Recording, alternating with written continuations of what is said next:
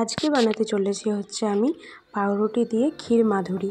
তো এই রেসিপিটা পুরোটা দেখতে পারো, আশা করছি তোমাদের খুব ভালো লাগবে। তো প্রথমে দুধটাকে ভালোভাবে জাল করে নেবে, এরপর পাউরুটিগুলোকে, যে ফুল পাউরুটিগুলো হয় ওগুলোকে মাঝে হাফ করে কেটে নেবে। এখানে আমি একটা কেক টিন নিয়ে নিয়েছি আর হামল দিস্তা নিয়ে নিয়েছি।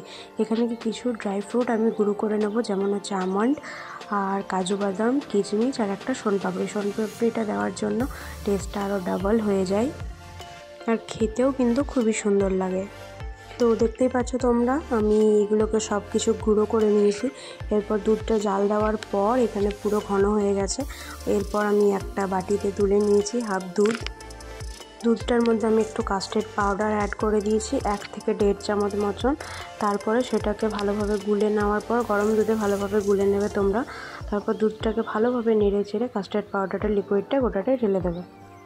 দেখবে খুব সুন্দর একটা কালার চলে এসছে। আর না এলে একটু ফুড কালার অ্যাড করতেই পারো তোমরা, তো না করাটাই বেশি ভালো, কারণ কালার অটোমেটিক চলেই আসবে। বাস এরপর ভালোভাবে দুধটা একটু ফুটে গেলে ড্রাই ফ্রুটগুলো অ্যাড করে দিতে পারো তোমরা, একটু চিনি অ্যাড করবে অবশ্যই তার মধ্যে।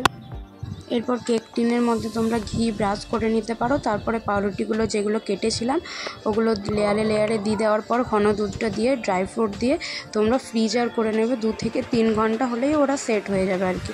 তারপরে তোমরা সার্ভ করতে পারো। তো এই রেসিপিটার নাম দিয়েছি আমি ক্ষীর মাধুরী। তো এই পাউরুটি দিয়ে দারুণ টেস্টি একটা রেসিপি, তোমরা বাড়িতে অবশ্যই ট্রাই করো, সবাইকে খাওয়াও, দেখবে সবাই কিন্তু ইমপ্রেস হয়ে যাবে খেয়ে। তো দেখা হচ্ছে নেক্সট ভিডিওতে। এরকম ভিডিও পাওয়ার জন্য আমার চ্যানেলটি সাবস্ক্রাইব করে দাও। টাটা।